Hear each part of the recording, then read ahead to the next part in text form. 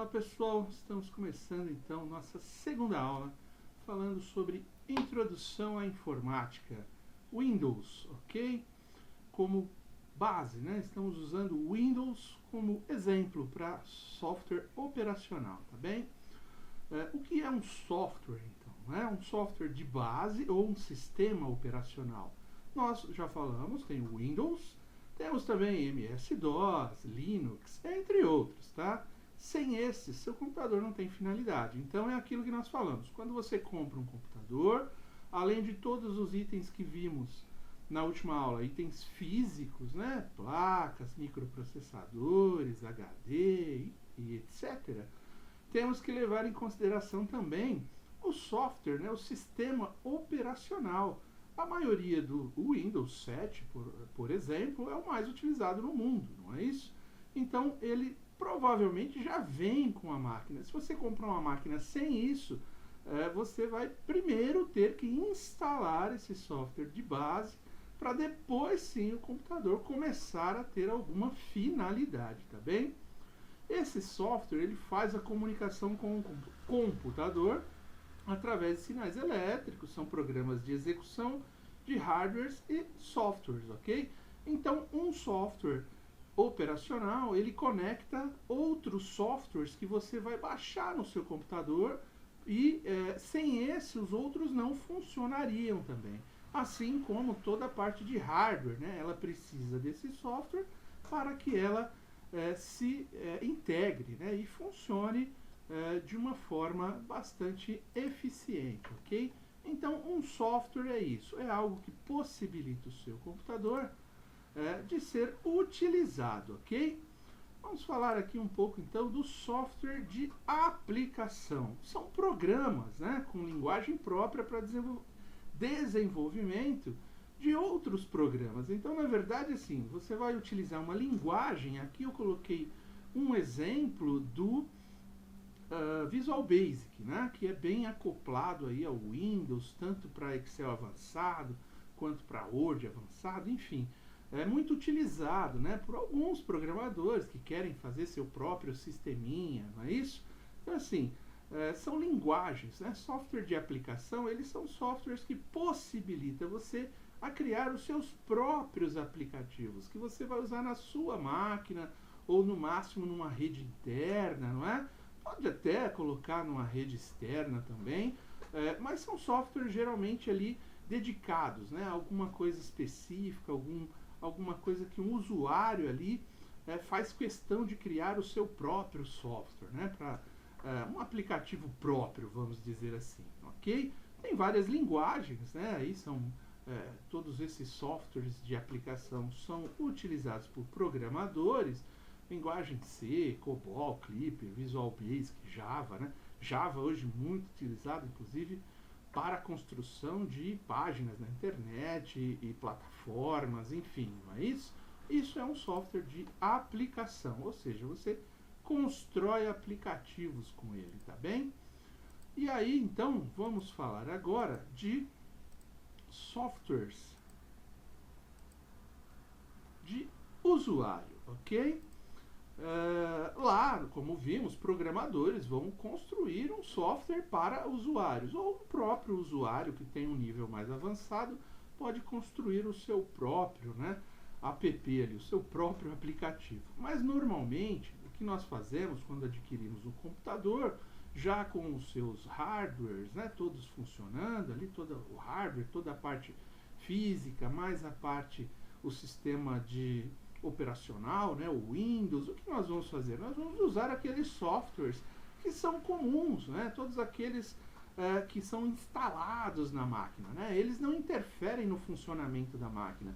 Você vai utilizar o software e o software sim vai utilizar a máquina mais o sistema operacional para você fazer naquele software aquilo a que ele se dedica, né? O pacote Office, por exemplo, ele oferece lá editores de texto, planilhas eletrônicas, né, e outras coisas mais, né? Tem um software de karaokê, por exemplo, um software de manipulação de fotos, né, ou um software de limpeza, né, como um antivírus, por exemplo, enfim, não é? vários itens aí que nós podemos chamar de software de usuário, aquilo que realmente utilizamos para trabalhar, né, num ambiente de Windows, num ambiente sem ser um software de rede, né, um software de software house, um software comum.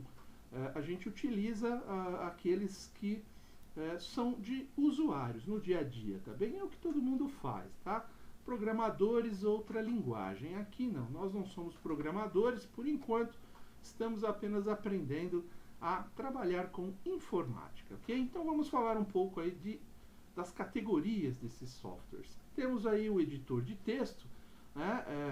Ele vai criar e desenvolver textos, né, com estilo profissional. Você vai desenvolver lá um documento, e nesse documento você vai colocar o que você quiser, formatar ele da forma como você quiser, não só escrever, como colocar figuras, colocar desenhos, colocar fotos, dividir em colunas e muitas outras coisas, tá? Então esses softwares editores de textos, eles são bastante poderosos para fazer tudo aquilo que você precisa fazer, documentos oficiais, tem modelos de documentos, dá para fazer mala direta, dá para fazer muita coisa com um editor de texto, ok? É um software de usuário. Além desse tipo, né, de editor de texto, nós temos as planilhas eletrônicas. Essas sim, utilizadas para cálculos, gráficos, fórmulas, funções matemáticas, estatísticas, enfim, né? Matemática financeira, tudo aquilo que se fala no mundo da matemática, numa planilha eletrônica é possível desenvolver. É óbvio que ela também te dá a possibilidade de você formatar, escrever texto, não é? Colocar colunas, também colocar figuras, fotos, enfim, tudo aquilo que você desejar também nessa planilha, ok? Números, né?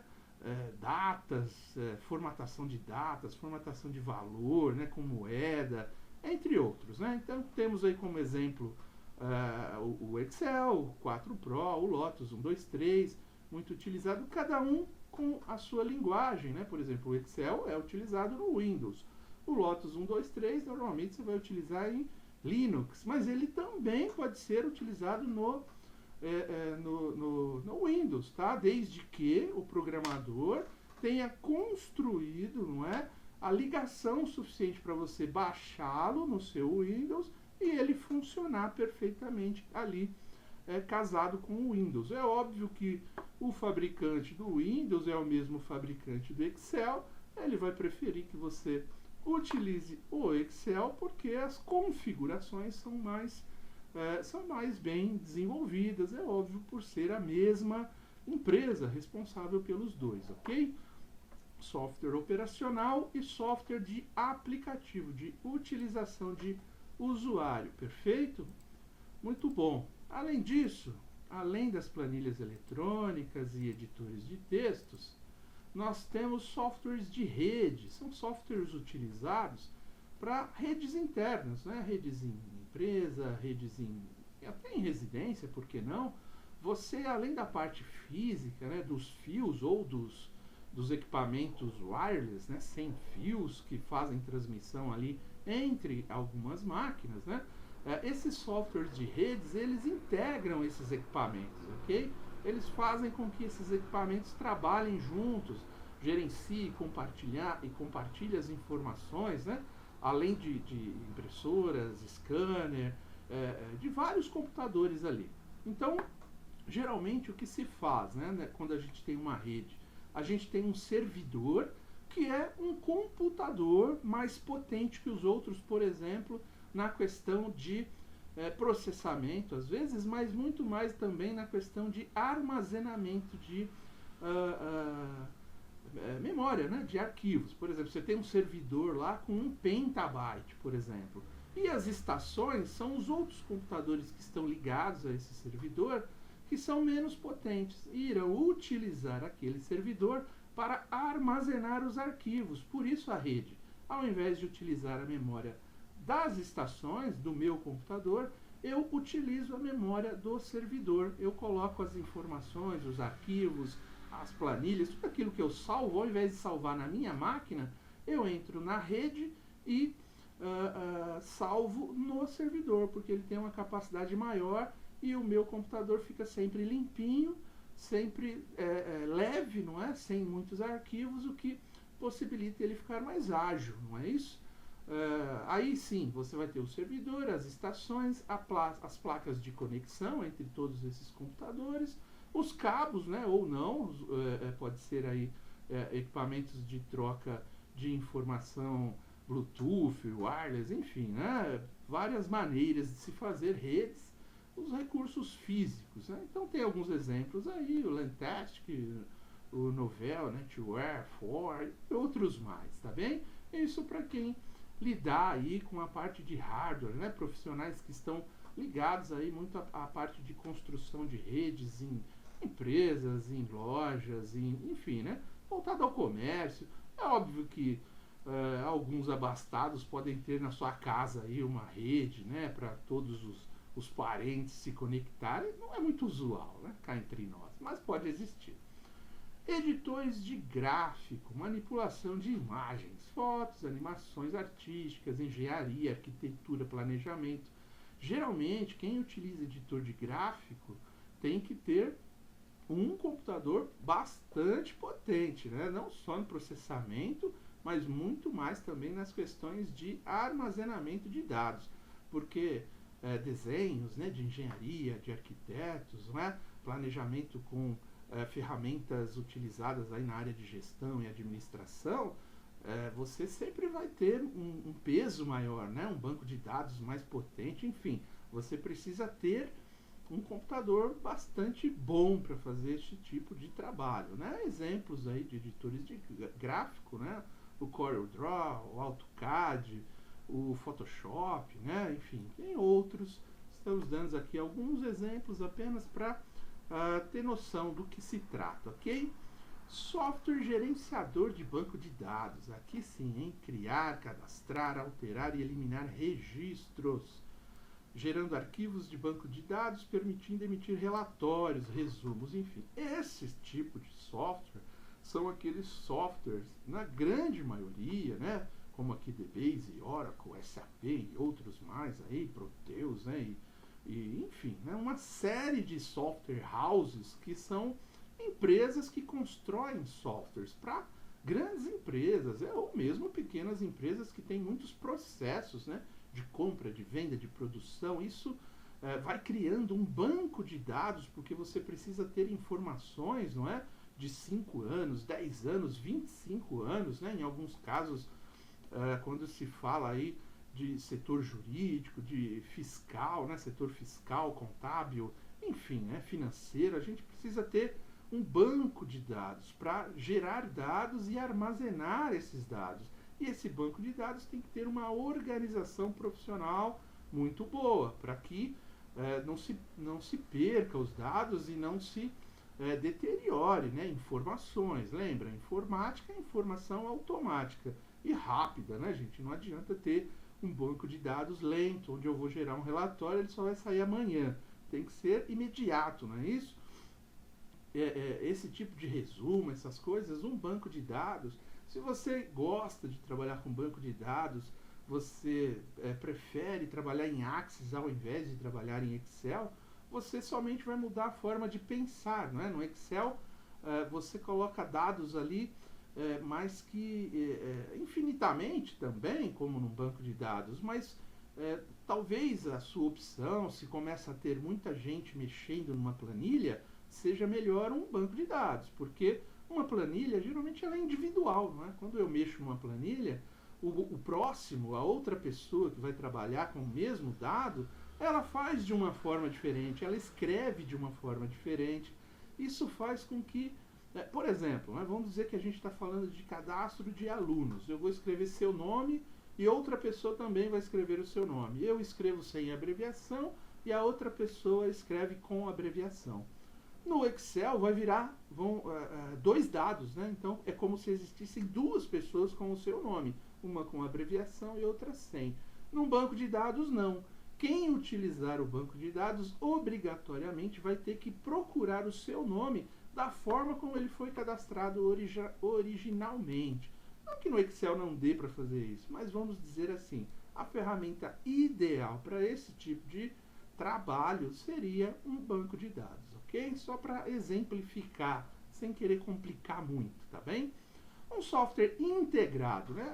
Um software integrado, a gente costuma chamar de software integrado esses grandes softwares, né? Que tem todos os processos dentro da empresa, né? Processo de venda, de compra, de fabricação, de RH, de contabilidade, de jurídico, enfim, todos os processos de uma empresa dentro de um único software. Isso também pode ser chamado de software integrado. E aqui não, aqui nós estamos chamando de software integrado, por exemplo, o pacote Office, né? Ele oferece lá vários itens dentro de um único pacote. Ou seja, você tem editor de texto, você tem planilha eletrônica, você tem software de apresentação, né, como o PowerPoint, você tem o próprio Access, que é um banco de dados. Então você tem vários outros itens dentro desse software, né? Então tem alguns outros exemplos, né, além do MS Office, o MS Works, enfim, são softwares que contêm todos os outros softwares que a gente falou aqui de usuários, né? Os mais comuns é o próprio pacote Office, aí, o MS Office, que oferece dentro do Windows tudo aquilo que você precisa, tá bem? Então, basicamente falando de software, nós estamos esclarecendo aqui cada um deles e para que serve, tá bem? E para finalizar essa aula, vamos falar aqui de uma coisa bem simples, mas que merece a atenção de todos. Tipos de boot, né? O boot. Você, quando liga um computador, né, você faz uma interação entre vários componentes. Todos esses que nós falamos até agora. Todos os componentes físicos, os hardwares, e todos os componentes de softwares, né? Todos os sistemas, o sistema operacional e os softwares de usuário, ok?